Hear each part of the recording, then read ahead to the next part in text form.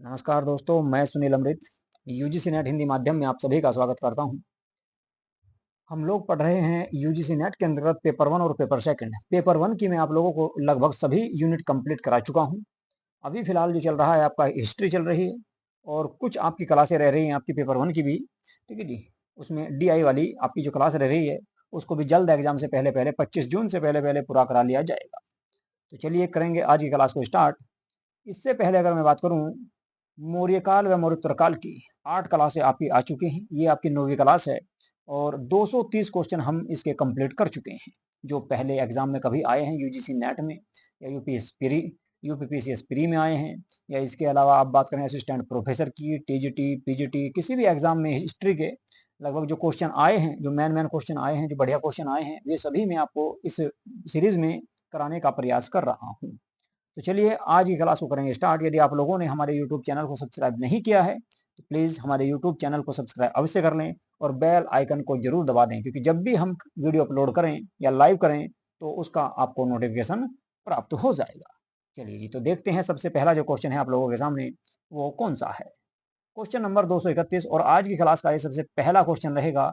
अशोक ने गया जिले में बराबर की पहाड़ियों पर किसके लिए गुफाएं खुदवाई थी या गुफाएं बनवाई थी। कुल मिलाकर बराबर की गुफाओं को काटकर, बराबर की पहाड़ियों को काटकर जो बिहार में स्थित है, बिहार के गया जिले में स्थित है, बिहार के गया जिले में जो स्थित है, उनको खुदवाकर या उनको कटवाकर अपने शासनकाल के जो 12वें वर्ष अशोक ने इन गुफाओं का निर्माण करवाया था। ठीक है जी। तो इन गुफाओं का जो निर्माण करवाया गया, वे गुफाएं किस वंश के लिए या किस धर्म के लिए बनवाई गई थी। देखिए, थेरवादी और महासंघिक जो होते हैं ये बौद्ध धर्म है, आजीवक संप्रदाय अलग से था। तो कुल मिलाकर इन गुफाओं का जो निर्माण करवाया गया वो आजीवक संप्रदाय के लोगों के लिए या भिक्षुकों के लिए करवाया गया था, जिनको क्या कहा जाता है, सुदामा गुफा। इनको सुदामा गुफा के नाम से जाना जाता है। सुदामा गुहा कह लो या फिर इनको गुफा कह लो, ये आपके आजीवक संप्रदाय के लोगों को दान में दी गई थी। अशोक के द्वारा इनका निर्माण करवाया गया। दूसरा क्वेश्चन देखेंगे आज का। अशोक के द्वारा संगठित बौद्ध परिषद की अध्यक्षता किसने ग्रहण की, ये आपको इसमें बताना है। ऑप्शन में दिया गया है असुघोष, बी में है आपका मोगलीपुत्तिस, सी में है आपका कुशवरी भट्ट और डी में आपका संघमित्र दिया गया है। तो किसके द्वारा इस बैठक की अध्यक्षता की गई। देखिए, अशोक के द्वारा जो तीसरी बौद्ध बैठक का आयोजन करवाया गया था वो मैं आपको बता दूं पाटलिपुत्र में करवाया गया। पाटलिपुत्र में इस बैठक का आयोजन करवाया गया, जिसमें तीसरा पिटक पाटलिपुत्र में इस बैठक का आयोजन करवाया गया। और इसमें क्या हुआ, तीसरा पिटक जिसे कहा गया क्या, अभिधम पिटक, जिसे अभिधम पिटक के नाम से जाना जाता है, अभिधम पिटक के नाम से उसको जाना गया। ये आपका इस बैठक में जोड़ा गया था। दो जो पिटक थे आपके शुरुआत के सॉरी, वे आपके पहली बैठक में ही जोड़ ली गए थे। तो इस बैठक की जो अध्यक्षता की गई थी ये मोगलीपुत्तिस के द्वारा की गई। मोगलीपुत्तिस जो अशोक के ही दरबार में रहा करते थे। इस बैठक के आयोजन की अगर मैं बात करूं तो लगभग ऐसा कहा जाता है कि 251 बीसी के आसपास इस बैठक का आयोजन हुआ था। कुछ पुस्तकों में 251 बीसी के आसपास इसकी सन आपको देखने को मिल जाएगा। ठीक है जी। चलिए अगला क्वेश्चन देखेंगे भाई, इसके बाद कौन सा क्वेश्चन है। अगले क्वेश्चन की अगर हम बात करें तो वो भी अशोक के शासनकाल से ही जुड़ा हुआ है। अशोक के शासनकाल में दक्षिण में कौन सा राज्य अस्तित्व में नहीं था। कुल मिलाकर कौन सा राज्य नहीं था ये आपको बताना है। मैंने आपको पिछली क्लास में बताया था कि अशोक के दूसरे शिलालेख में चोल, चेर और पांडे, चोल, चेर और पांडे इन 3 राजवंशों की जानकारी प्राप्त होती है, लेकिन पल्लव वंश की जानकारी प्राप्त नहीं होती। ठीक है जी। पल्लव वंश जो आया ये बहुत बाद में आया।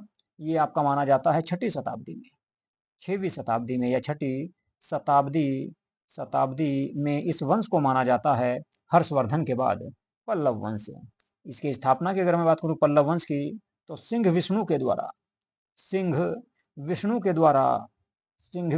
नामक व्यक्ति के द्वारा एक सामंत हुआ करते थे, सिंह विष्णु, इनके द्वारा क्या किया गया, आपके दक्षिण भारत के क्षेत्र में इस राज्य की स्थापना की गई, जिसको पल्लव वंश कहा गया है, पल्लव राजवंश कहा गया। राजधानी की अगर मैं बात करूं इनकी, तो राजधानी इनकी कांचीपुरम हुआ करती थी। कांचीपुरम इनकी राजधानी हुआ करती थी। ठीक है जी। चलिए अगला क्वेश्चन देखेंगे। तो कुल मिलाकर बी आंसर आपका इसमें सही हो जाएगा। अगले क्वेश्चन की बात करें तो अगला जो क्वेश्चन है, अशोक ने कौन से अभिलेख में धम्म का अर्थ बताया है? धम्म एक प्रकार का धर्म था। धम्म का मतलब होता है धर्म। ठीक है, धर्म। तो इसका जो उल्लेख किया गया है या इसका अर्थ जो बताया गया है वो कौन से शिलालेख में बताया गया? देखिए अशोक का जो दूसरा शिलालेख है, द्वितीय शिलालेख, इसी में आपका इसमें लेख लिखे गए हैं। तो सातवां जो लेख है, सातवां जो लेख लिखा गया है दूसरे शिलालेख में, सातवीं लाइन पर जो लेख लिखा गया है उसी में आपका बताया गया है बार बार 6 स्थानों पर, 6 स्थानों पर वहां पर जो है धम्म के बारे में बताया गया कि धम्म का अर्थ है, धम्म यानी कि धर्म, धम्म का मतलब है साधुता, साधुता मतलब साधुता के रूप में रहना। इसके अलावा और क्या लिखा गया इसमें? बहुत अच्छे से कार्य करना। इसके अलावा दया करना, दान करना, दान करना। इसके अलावा बहुत ऐसे कार्य हैं, माता पिता की सेवा करना, गुरु का सम्मान करना, ये सभी बताए गए क्या धर्म है, और धर्म को ही माना गया है क्या धम्म। ठीक है जी। तो दूसरे शिलालेख में इस बात की चर्चा की गई है। अगले क्वेश्चन पे चलेंगे, क्वेश्चन नंबर 235 और आज का ये 5वां क्वेश्चन रहेगा। अशोक के शासनकाल में धर्म और नैतिकता का अधिकारी कौन था? बताओ भाई, कौन सा वो अधिकारी हुआ करता था जो धर्म और नैतिकता के बारे में जांच किया करता था या उसका ध्यान रखा करता था?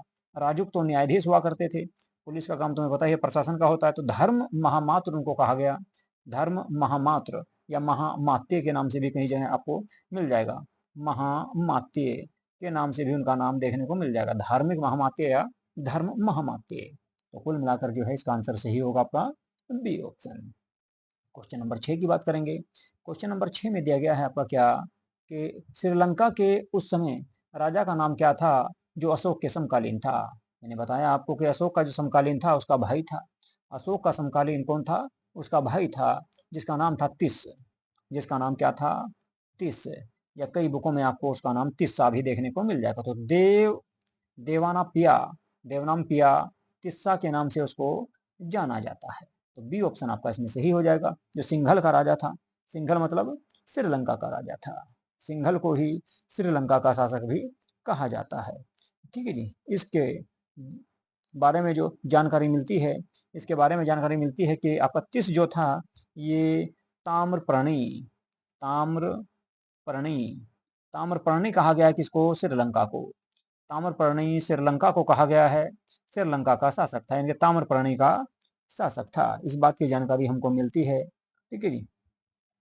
और इसको जो है आपका क्या किया गया कि सा को बौद्ध धर्म में दीक्षित किया गया था अशोक के शासनकाल के समय ही। यहीं पर गए थे अशोक के पुत्र महेंद्र, इसके अलावा संघमित्रा इनकी पुत्री थी, वो भी यहीं पर गई थी। चलिए जी अगला क्वेश्चन देखेंगे। सीरीज का क्वेश्चन नंबर है 237 और आज का ये 7वां क्वेश्चन रहेगा। निम्नलिखित विदेशी शासकों में से कौन अशोक के समकालीन नहीं थे? ये क्वेश्चन आपका पहले भी इस तरह का क्वेश्चन आपको देखने को मिला है। देखिए सीरिया का आपका जो खिरोज था ये भी अशोक के समकालीन था। फिलाडेल्फस, फिलाडेल्फस की अगर मैं बात करूं, ठीक है, फिलाडेल्फस का टोलेमी, टोलेमी सेकंड इसको कहा गया, तो ये भी अशोक के समय था। मेसेडोनिया का एंटीगोनस या गोनाटस, ये भी आपका अशोक के समकालीन था। और कुरेनी का मग, कुरेनी का जो मग हुआ करता था, मग शासक, इसके अलावा मगस शासक, ये भी आपका अशोक के समय था। बात करें सेल्यूकस निकेटर की, तो ये अशोक के समय नहीं था, ये चंद्रगुप्त मौर्य के समय था। किसके समय? चंद्रगुप्त मौर्य के समकालीन था। ये चंद्रगुप्त मौर्य के समकालीन था, चंद्रगुप्त मौर्य के समकालीन था सीरिया का शासक। ठीक है जी। तो ई ऑप्शन इसमें आपका सही हो जाएगा, यानी कि ये अशोक के समकालीन नहीं था। अगले क्वेश्चन की बात करें। अगला क्वेश्चन है क्वेश्चन नंबर 8 और सीरीज का 238वां क्वेश्चन रहेगा। एक मिनट भाई, थोड़ा सा आगे चला गया है, दोबारा से देखेंगे इसको। देखिए जी, इस क्वेश्चन का आंसर लगाने का प्रयास कीजिएगा। आप लोग भी कमेंट बॉक्स में इसका कमेंट करके बताया करें भाई कि कौन सा इसका आंसर सही रहेगा। यूजीसी नेट 2019 के पेपर सेकंड में ये आपका क्वेश्चन देखने को मिला था। अशोक के प्रस्तर स्तंभों यानी कि जो पत्थर के स्तंभ हैं पर यूनानी शासकों का जिस क्रम में उल्लेख हुआ है उसी क्रम में उन्हें व्यवस्थित करने हैं। यानी कि सबसे पहले किसके नाम की जानकारी मिलती है, उसके बाद किसके नाम की जानकारी मिलेगी, ये आपको इसमें बताना है। देखिए, सबसे पहले अगर मैं बात करूं तो एंटियोकस, एंटियोकस जिसको कहा गया है, सबसे पहले इसके काल की जानकारी मिलती है। एंटियोकस के बारे में जानकारी प्राप्त होती है। एंटियोकस के बाद अगर बात करेंगे, एंटियोकस के बाद अगर बात करेंगे तो एंटियोकस के बाद आपके टोलमी सेकंड जो मिस्र के राजा हुआ करते थे, इनकी जानकारी मिल जाती है। ठीक है जी। टोलमी के बाद अगर बात करें तो फिर एंटीगोनस जो सीरिया के शासक हुआ करते थे, इनकी जानकारी मिलती है। और अगर बात करें सबसे बाद में तो सिकंदर के शासनकाल की भी जानकारी हमको प्राप्त होती है। नंबर 4 पर सिकंदर कहा जा सकता है। नंबर 4 पर किसको? सिकंदर को रखा जा सकता है। तो सिकंदर के काल की जानकारी मिलती है जी। इसी क्रम में इनको व्यवस्थित कर दीजिए भाई। जो आपके अशोक के जो स्तंभ हैं उनके अनुसार बता रहा हूँ, अशोक के स्तंभों के अनुसार इनकी जानकारी मिलती है, इनका उल्लेख हुआ है। ये नहीं कह रहे कि कौन पहले आया है उसके बाद कौन बना। अशोक के जो स्तंभ है उन पर किस प्रकार से उल्लेख किया है। अशोक के स्तंभों पर सबसे पहले एंटियोकोस, उसके बाद टोलमी, उसके बाद एंटीगोनस और सबसे बाद में मिस्र का, सॉरी सिकंदर का उल्लेख किया गया है। तो कैसा देखो आपका बी डी सी, तो बी डी सी और ए मिलेगा आपको सी ऑप्शन में, बी डी सी मिलेगा आपको सी ऑप्शन में। तो सी इसका आंसर सही हो जाएगा। अगले क्वेश्चन की बात करें, क्वेश्चन नंबर 239, क्वेश्चन नंबर 239। और अगर आज की बात करें तो ये क्वेश्चन नंबर रहेगा कौन सा नंबर का भाई? ये क्वेश्चन हो जाएगा ये आपका 9वां क्वेश्चन। सम्राट अशोक की निम्नलिखित रानियों में किसका नाम उसके अभिलेखों में उल्लिखित है? आप सभी जानते हैं कि जो 13वां शिलालेख है जिसमें कलिंग युद्ध की जानकारी मिलती है, वो कारुवाकी के द्वारा लिखवाया गया था और उसमें इसी के नाम की जानकारी भी प्राप्त होती है। इसके अलावा कौशाम्बी का जो प्रयाग स्तंभ लेख है, कौशाम्बी का जो प्रयाग स्तंभ लेख है, कौशाम्बी का जो प्रयाग स्तंभ लेख है, कौशाम्बी का प्रयाग स्तंभ लेख, प्रयाग स्तंभ लेख जो है, स्तंभ लेख जो है, इससे भी कारुवाकी के नाम की जानकारी मिलती है। और इसको रानी का अभिलेख, रानी का अभिलेख भी इसको कहा जाता है। और इसी में कारुवाकी के दान करने की जानकारी प्राप्त होती है। तो कुल मिलाकर आपका ए ऑप्शन इसमें सही हो जाएगा, ए ऑप्शन इसमें सही हो जाएगा। और आज का 10वां क्वेश्चन, सीरीज का 240वां क्वेश्चन, इसको देखिए भाई, इसका आंसर क्या होगा। एक आपकी सूची दी गई है, उसका मिलान करना है कि तीसरी बौद्ध संगति के बाद कौन कौन से लोगों को धर्म प्रचारक नियुक्त किया गया और उन्हें कौन कौन से क्षेत्र में भेजा गया। देखिए, सबसे पहले बात दिया गया इसने मज्झिंतिक, मज्झिंतिक को जो भेजा गया वो आपका कश्मीर के क्षेत्र में भेजा गया था। बिल्कुल सही है। महारक्षित की अगर बात करें, महारक्षित, महारक्षित को भेजा गया यवन के क्षेत्र में, यवन के क्षेत्र में भेजा गया, यानी यौन के क्षेत्र में भेजा गया, यवन देश भेजा गया था इसको। महाधर्म रक्षित की अगर बात करूं, महाधर्म रक्षित को महाराष्ट्र के क्षेत्र में भेजा गया। और सोन व उत्तर को सुवर्णगिरी यानी कि कर्नाटक के क्षेत्र में भेजा गया था। तो इस तरह से आप इनका मिलान कर सकते हैं। देख सकते हैं भाई, ए का पहला रहेगा, ए का पहला आपका 2 में दिया गया है, एक तो आपका बी में और एक आपका ए में। इसके बाद फिर आपका बी का आपका चौथा है, तो बी का चौथा केवल इसमें भी दिया गया और उसमें भी दिया गया, दोनों में दिया गया भाई। इसके बाद सी का आपका कौन सा रहेगा भाई? सी का आपका रहेगा दूसरा, तो सी का दूसरा इसमें दिया गया है, इसमें तीसरा दिया गया, तो बी ऑप्शन आपका इसमें इस हिसाब से देखा जाए तो सही हो जाएगा। बी आंसर इसका सही रहेगा भाई। ठीक है, चलिए जी अगला क्वेश्चन देखेंगे, क्वेश्चन नंबर 11। टीजीटी हिस्ट्री में क्वेश्चन आया था आपका, इससे पहला यूजीसी नेट में आया था। इसके देखिएगा, निम्नलिखित में से कौन सा पक्ष अशोक के धम्म का एक सैद्धांतिक पक्ष नहीं था? यानी कुल मिलाकर अशोक ने कौन से पक्ष का जो है समर्थन नहीं किया? अहिंसा का, अहिंसा का समर्थन किया। मनसा वाचा करना, व्यवहार में संयम, इसका भी आपका इन्होंने समर्थन किया। सभी के साथ समान समान व्यवहार किया जाए, इसका भी समर्थन किया।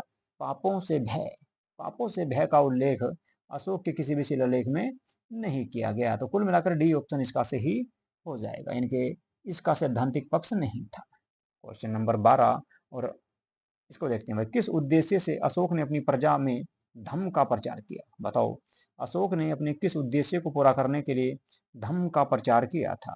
तो आप सभी जानते हैं कि अशोक के द्वारा जो धम्म का प्रचार किया गया वो अपनी प्रजा के नैतिकता और आध्यात्मिक विकास के लिए काम किया गया था। बौद्ध धर्म के प्रचार प्रसार के लिए नहीं किया, ब्राह्मण धर्म को हतोत्साहित करने के लिए नहीं किया, और नवीन धर्म की स्थापना करने के लिए भी उसने नहीं किया था। उसने जो है अपनी प्रजा को एक नैतिक सिद्धांत, एक आध्यात्मिक और सामाजिक सिद्धांत देने के उद्देश्य से ये आपका प्रचार किया था, धम्म का प्रचार प्रसार किया। तो डी आंसर इसमें आपका इस हिसाब से सही हो जाएगा। अगला क्वेश्चन देखेंगे, धर्म शब्द का रूपांतरण धम्म संबंधित है यानी कि धम जो है, देखिए धर्म तो हिंदी भाषा का शब्द हो गया, धम जो होगा वो किस भाषा का शब्द है, आपको ये बताना है। धम जो है वो किस भाषा का शब्द है। देखिए धम जो है आपका ये प्राकृत, एक आपकी भाषा रहेगी, प्राकृत भाषा। देखिए प्राकृत, प्राकृत, तो प्राकृत भाषा का शब्द है, प्राकृत भाषा का शब्द है। इसने ऑप्शन में आपका संस्कृत, पाली, ना तो पाली है, ना भ्रंश है, ना संस्कृत है, तो प्राकृतिक को दिया गया। इसने प्राकृत को, इसमें आपका टाइपिंग करने में मिस्टेक हो गई थोड़ी, प्राकृतिक लिख दिया गया इसको, ठीक है। तो प्राकृत भाषा है भैया, प्राकृत भाषा इसको कहा जाएगा। ऊपर से ये मात्रा मिटा दो और यहाँ से क्या मिटा दो, ठीक है। तो प्राकृत भाषा थी ये, है, इसमें उल्लेख किया था। तो ये इस भाषा का शब्द है। धम जो है वो प्राकृत भाषा में ऐसे ही लिखा जाएगा, धर्म को धम। क्वेश्चन नंबर 244 और आज का ये 14वां क्वेश्चन रहेगा। किस शासक ने अपने को देवताओं का प्रिय कहा। आप सभी जानते हैं कि अशोक के द्वारा अपने आप को देवताओं का प्रिय, देव नाम प्रिय कहा है। इसके अलावा दशरथ, दशरथ, दशरथ जो थे अशोक के पौत्र थे, ये कुणाल के पुत्र थे, तो इनके नाम के सामने भी देव नाम प्रिय की उपाधि इन्होंने भी धारण की थी, तो इनको भी देवताओं का प्रिय कहा जा सकता है। तो सी ऑप्शन रहेगा इसमें आपका। अगले क्वेश्चन की बात करेंगे, क्वेश्चन नंबर 15 आज का रहेगा, और वैसे सीरीज का 245वां क्वेश्चन है। किस शासक ने पाटलिपुत्र में तीसरी बौद्ध संगति का आयोजन करवाया। अभी उसके बारे में मैंने बात की थी कि तीसरी बौद्ध बैठक जो हुई वो अशोक के समय, अशोक के समय हुई थी पाटलिपुत्र में। मोगलीपुत्तिस के द्वारा अध्यक्षता की गई थी, और तीसरा पिटक जोड़ा गया जिसे अभिधम पिटक कहा गया। चौथी बौद्ध बैठक जो है वो कनिष्क के समय होगी, कहाँ पर, कुंडलवन कश्मीर में। अगला क्वेश्चन देखेंगे, क्वेश्चन नंबर 246 की अगर बात करूं, सम्राट अशोक ने कलिंग को कब विजित किया था, यानी कि अपने शासनकाल के कौन से वर्ष कलिंग को जीता था। तो आप सभी जानते हैं कि अपने राज्य प्राप्ति के, राज्य प्राप्ति के अशोक ने, ठीक है, कौन से वर्ष कलिंग युद्ध लड़ा, तो ये आप लोगों को बताना है। देखिए भाई, जब उसका राज्यभिषेक हुआ था जिस वर्ष, उसके 8वें वर्ष उसने क्या करा, कलिंग पर आक्रमण किया था और जीत हासिल की थी। राज्यभिषेक के आपके किसने, 8वें वर्ष। तो कहा जाता है कि 261 बीसी में, 261 बीसी में अशोक ने कलिंग पर आक्रमण किया था। कब, कलिंग पर आक्रमण किया। और इस युद्ध में अगर बात करें तो लगभग 1.5 लाख लोग मारे गए थे। 1.5 लाख, एक मिनट भाई ये आएगा, 1.5 लाख लोग इस युद्ध में मारे गए। बड़ी मात्रा में जो है इस युद्ध में नरसंहार हुआ था, और उसी रक्तपात को देखकर अशोक का मन या हृदय परिवर्तित हो गया। तो 1.5 लाख लोग इसमें घायल हुए, सॉरी, और 1 लाख लोग भाई, 1 लाख लोगों का इसमें हत्या की गई थी, और 1.5 लाख के आसपास इसमें घायल हुए थे, उनको बंदी बनाया गया, ठीक है जी। तो इसी को देखकर जो है अशोक ने क्या किया, युद्ध की नीति को छोड़कर धम्म की नीति को अपनाया, जिसे भारी घोष कामयाबी कहा जाता है। चलिए जी अगला क्वेश्चन देखेंगे, क्वेश्चन नंबर 247 और आज का ये 17वां क्वेश्चन रहेगा इस क्लास का। चलिए जी देखेंगे, मैंने आपको बताया कि ये आपकी कौन सी क्लास चल रही है, 9वीं क्लास है। इस सीरीज में अगर बात करें मध्यकालीन, सॉरी, प्राचीन भारत में मौर्य और मौर्योत्तर काल के जो क्वेश्चन हम कर रहे हैं उसमें 9वीं क्लास है। वैसे अगर देखा जाए तो प्राचीन भारत की लगभग आपकी 45 से 50 के आसपास में क्लासें आपकी आ चुकी हैं, ठीक है जी। तो इतना डीप से मैं आपको इसमें करा रहा हूँ भाई, ठीक है। आप इसमें कल्पना कर सकते हो कि कितना डीप, कितने ज़्यादा क्वेश्चन हम लोग इसमें कर रहे हैं। हिस्ट्री के अब तक जितने भी क्वेश्चन आपको देखने को मिले हैं उन सभी क्वेश्चनों को इस सीरीज में शामिल किया जा रहा है। ये क्वेश्चन पढ़िएगा, क्वेश्चन नंबर 247 और आज का 17वां क्वेश्चन रहेगा, काकनाद बोट महाविहार कहाँ स्थित है। आप सभी जानते हैं कि मध्य प्रदेश में, मध्य प्रदेश में एक स्थान पड़ता है आपका सांची, और सांची में ही, सांची का ही एक भाग है काकनाद बोट महाविहार। सांची स्तूप के पास ही एक विहार बना हुआ है जिसे काकनाद बोट विहार के नाम से जाना जाता है, ठीक है भाई। इसका निर्माण की अगर बात करें तो अशोक के द्वारा ही करवाया गया था, अशोक के द्वारा ही इसका निर्माण करवाया गया। और ये सांची जो पड़ेगा आपका भोपाल से लगभग 35 किलोमीटर की दूरी पर है, लगभग 35 किलोमीटर की दूरी पर रायसेन जिला पड़ेगा एक आपका, रायसेन जिला। तो रायसेन जिले में सांची नामक स्थान पड़ता है, सांची नामक स्थान पड़ता है, वहीं पर आपका काकनाद बोट महाविहार भी बनवाया गया है। चलिए आगे देखेंगे, क्वेश्चन नंबर 248, प्रतिवेदन का कार्य था। प्रतिवेदन का क्या कार्य हुआ करता था, ये इसमें आपको बताना है। प्रतिवेदन का कार्य होता था घटनाओं की सूचना देना, घटनाओं के बारे में सूचना देना, ठीक है जी। तो जो सूचनाएं होती थी उनका आदान प्रदान करने का कार्य प्रतिवेदक का हुआ करता था, तो उसको प्रतिवेदक कहा जाता था। ये आपका सूचना इकट्ठा करता था और उसके बाद ये आपका प्रांतपति के माध्यम से ये राजा तक सूचना पहुंचाया करता था। तो इसको कहा जाएगा घटनाओं का सूचना देना, घटनाओं की सूचना देने वाले को प्रतिवेदक कहा जाता था।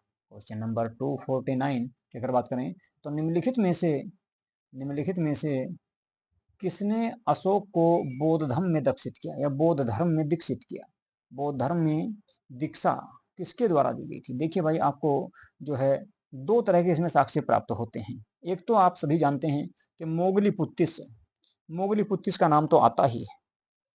इसके अलावा मोगली पुत्तिस के अलावा ऐसा कहा जाता है कि जो उपगुप्त हुआ करते थे, ठीक है, एक मिनट भाई, मोगली पुत्तिस के द्वारा तो तीसरी बौद्ध बैठक की अध्यक्षता की गई थी, ठीक है। बौद्ध धर्म में जो दीक्षा दी, इनको ज्ञान जो दिया वो निर्ग्रोध के द्वारा दी गई थी।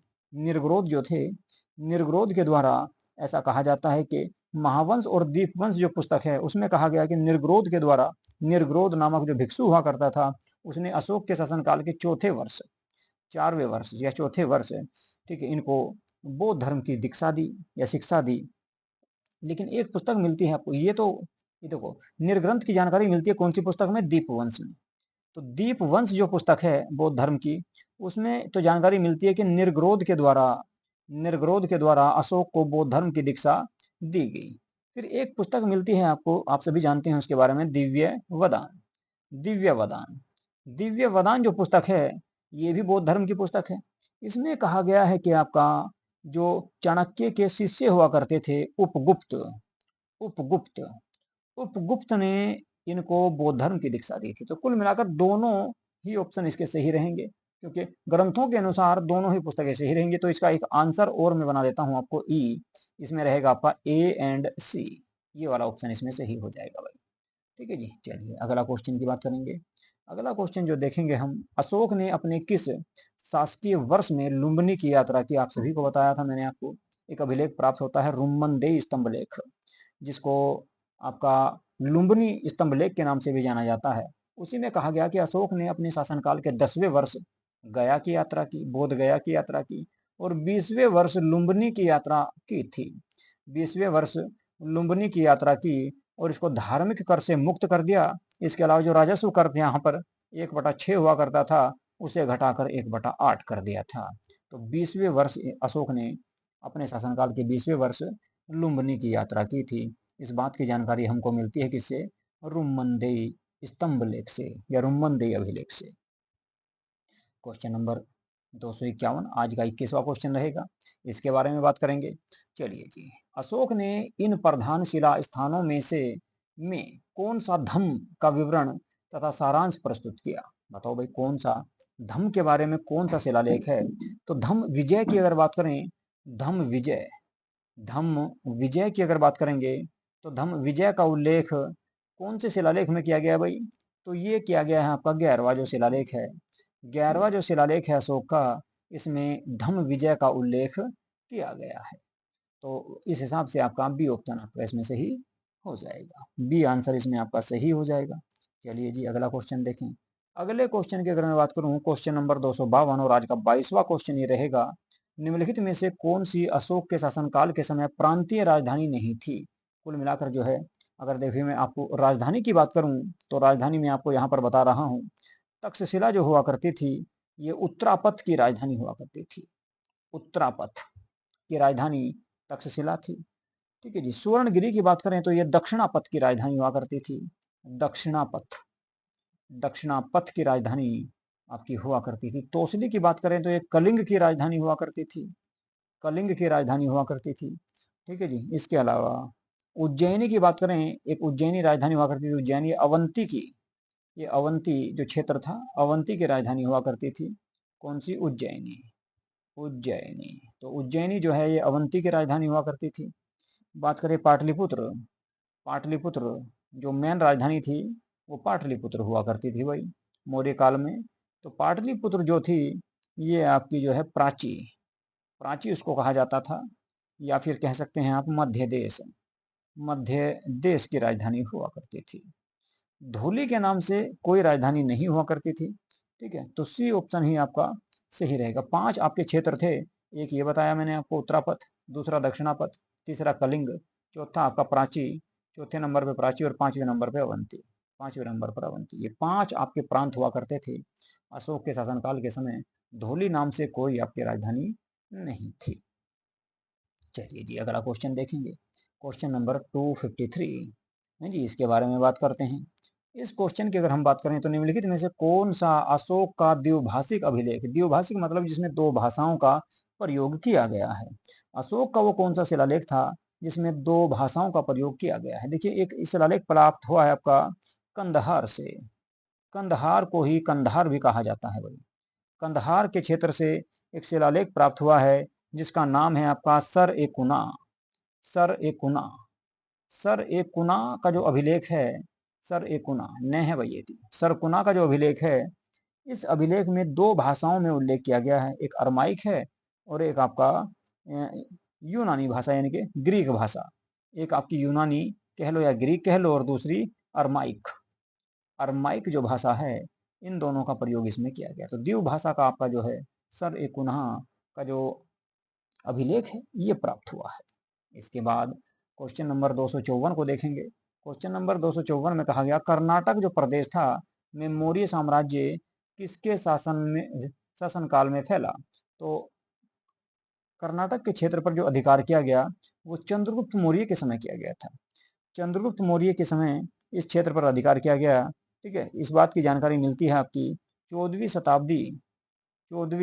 शताब्दी के एक शिलालेख है जो मैसूर से प्राप्त हुआ है, जो मैसूर से प्राप्त हुआ है एक शिलालेख, उसमें इस बात का उल्लेख किया गया है कि आपका शिकारपुर, शिकारपुर, शिकारपुर के क्षेत्र पर, शिकारपुर आपका उत्तरी कर्नाटक का क्षेत्र था, उत्तरी कर्नाटक या उत्तरी मैसूर इसे कहा जाता है। ठीक है, कि शिकारपुर के क्षेत्र पर मौर्यों का अधिकार था, मौर्यों का अधिकार था, इस बात की जानकारी मिलती है। ठीक है,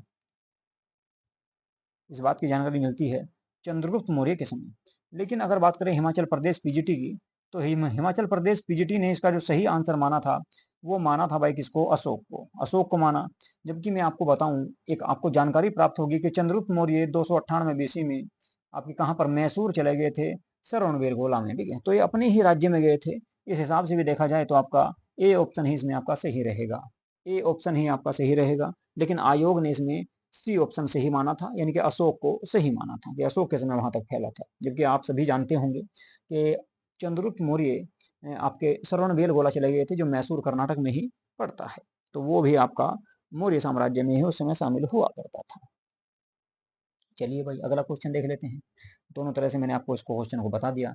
अगला क्वेश्चन रहेगा दक्षिण भारत, तो आयोग ने किसको माना और वैसे वास्तव में क्या है?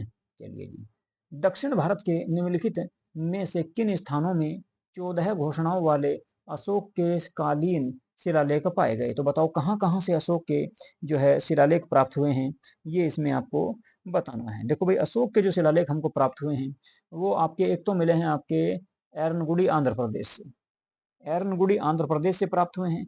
इसके अलावा सन्नति कर्नाटक वाला जो क्षेत्र है यहाँ से भी आपके शिलालेख प्राप्त हुए हैं। तो ए एंड डी इसके आपके सही होंगे। ए और डी जो दिया गया है आपका डी ऑप्शन में दिया गया है। ये आपका 2019 में क्वेश्चन आपको एग्जाम में देखने को मिला था।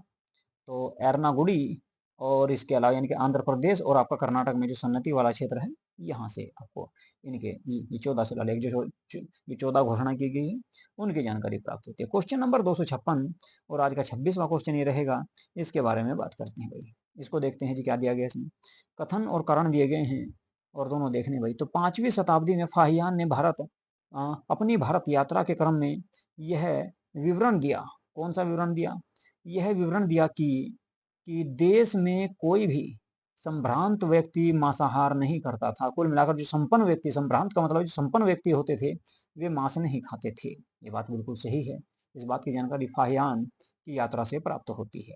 दूसरा कारण क्या बताया? अशोक ने जो स्वयं जीव जंतुओं के प्रति अहिंसा के सिद्धांत को कठोरता से मानता था, पशुओं की बलि पर प्रतिबंध लगा दिया था और भोजन के लिए पशु वध को नियंत्रित कर दिया गया था। ये बात भी बिल्कुल सही है, लेकिन दोनों मेल नहीं खाते क्योंकि 5वीं शताब्दी में आ चुका था कौन सा? गुप्त वंश। ये गुप्त वंश की बात कर रहा है, ये गुप्त वंश की बात कर रहा है। और ये अगर बात करें तो मौर्य वंश की बात कर रहा है। मौर्य वंश की ये 5वीं शताब्दी की बात कर रहा है।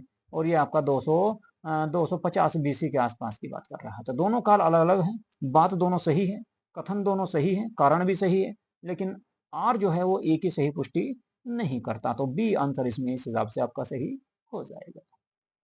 चलिए ये अगला क्वेश्चन देखेंगे।